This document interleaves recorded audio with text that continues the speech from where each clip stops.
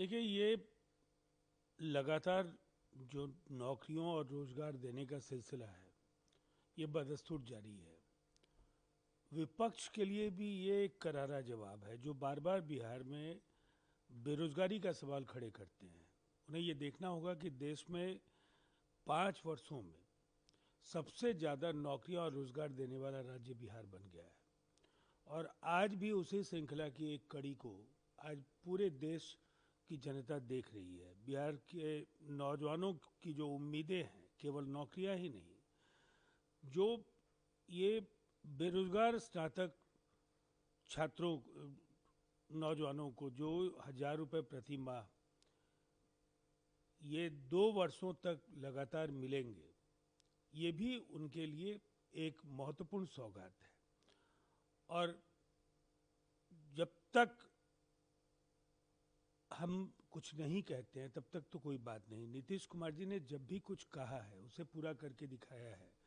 और इसीलिए आज प्रधानमंत्री नरेंद्र मोदी जी और बिहार के मुख्यमंत्री नीतीश कुमार जी एक बड़ी खुशखबरी बिहार के नौजवानों और बेरोजगारों को देने जा रहे हैं।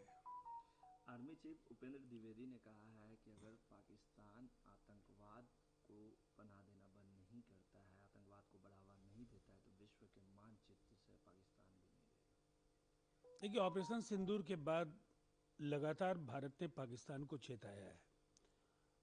अगर अपनी हरकतों से पाकिस्तान बाज नहीं आता है तो निसंदेह ये केवल कोरे शब्द नहीं है।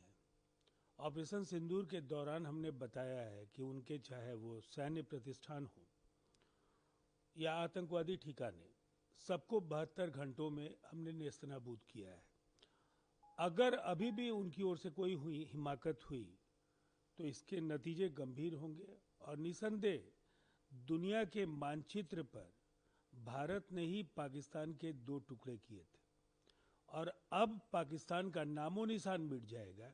ये बेहद महत्वपूर्ण बयान है और पाकिस्तान को गंभीरता के साथ इसे लेना चाहिए। बिहार विधानसभा चुनाव से पहले इलेक्शन कमीशन रिजल्ट जारी करेगी, जहाँ ऑल पार्टियों से भी मीटिंग करेगी, अधिकारियों से भी मीटिंग करेगी। देखिए, ये एक नियमित प्रक्रिया है।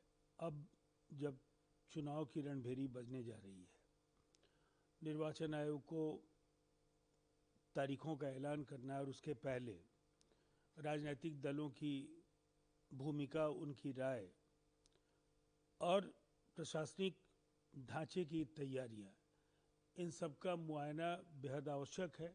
और इस दृष्टि से मुख्य निर्वाचन आयुक्त का पटना में होना अत्यंत महत्वपूर्ण है। और सभी राजनीतिक दलों की जो जिम्मेदारी है कि उनकी जो भी आशंकाएं हैं, जो भी शिकायतें हैं, वो अपना रखेंगे सामने, और निर्वाचन आयोग उनके आधार पर आगे की कार्रवाई सुनिश्चित करेगा।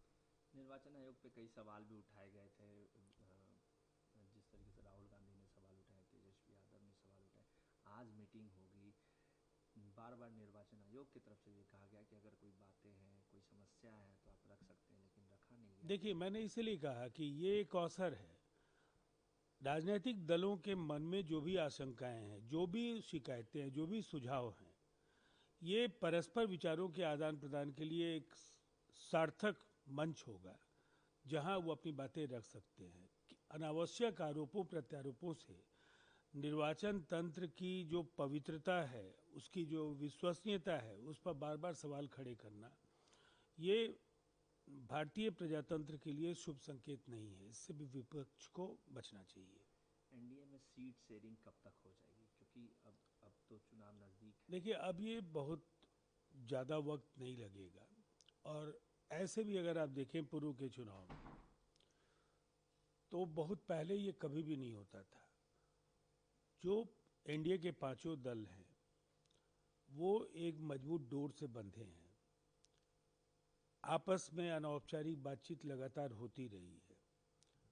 अब जो लब्बो लुबाब है वो बहुत जल्द सामने होगा। सीट शेयरिंग, किसके हिस्से में कौन सी सीट होगी, इन सभी जिज्ञासाओं का समाधान बहुत जल्द हो जाएगा।